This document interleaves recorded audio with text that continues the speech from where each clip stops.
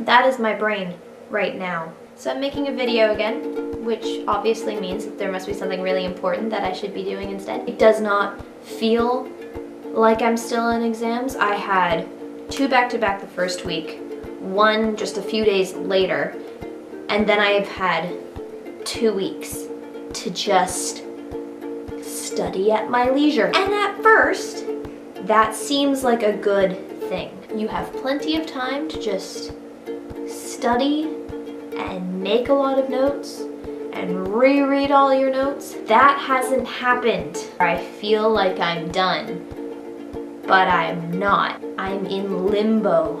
I'm in the in-between.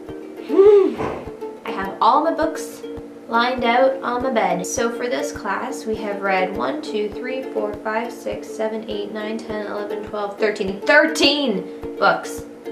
Oh dear. So to begin with, we read some poems by T.S. Eliot. Specifically, we read The Love Song of J. Alfred... No?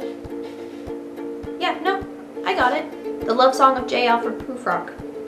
Really good. 5 of the quotations on that wall are from this one poem. While we're here though, looking at the wall, Batman, you have 3 seconds to guess what the line is. 1, 2, 3. It's Why Do We Fall? And then we read The Wasteland. Next up was To the Lighthouse by Virginia Woolf. It wasn't really my kind of thing. I accidentally bought 2 copies of this book at the beginning of the year, so I gave one to my friend Allie. Here's a book, I don't like it, but maybe you will. Waiting for Godot by Samuel Beckett. I liked it very much. I liked it so much that now I'm sad, because we also studied it in drama, and what I learned there is that Beckett and his little society are very, very strict about what you can do with the plays and the artistic liberties you're allowed to take. If it says the 2 main characters are 2 very old men, you have to have 2 very old men play them. I will never get to play Estragon, so that was kind of sad to find out. What a world. Things Fall Apart. It's a really good book, and if you haven't read it, I highly recommend it to you. And especially if you like a kind of like, this is a story that I am telling you voice, this has got it. Really nice, strong presence of the narrator.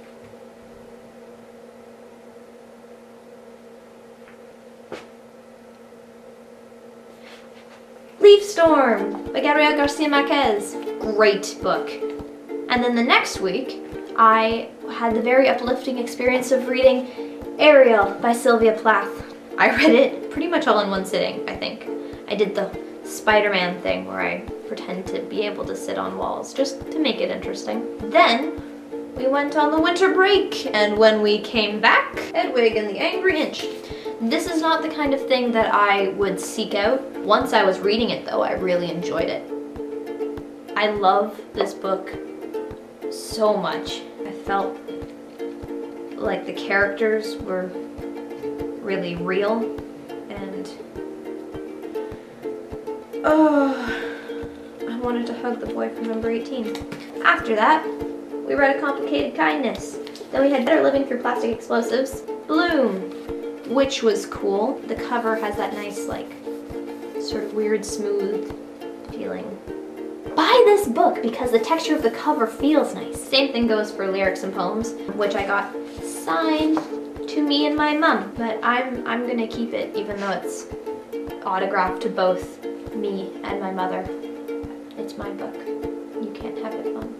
Okay, I feel bad. Just to explain, it's written really well. It's just what bothered me.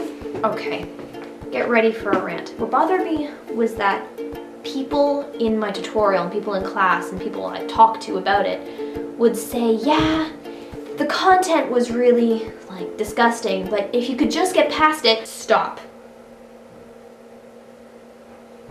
What? You can't try to get past the content of this book. That's horrible.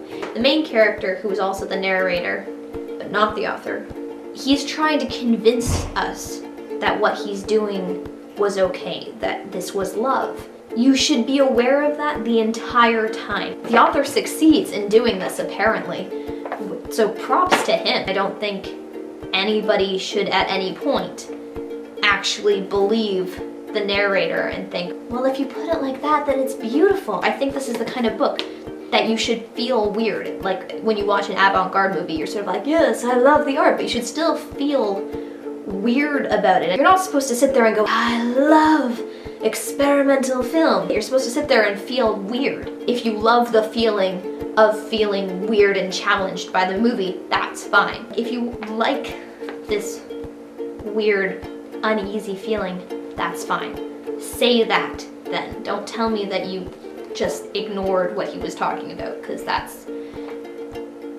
Insert swear word here.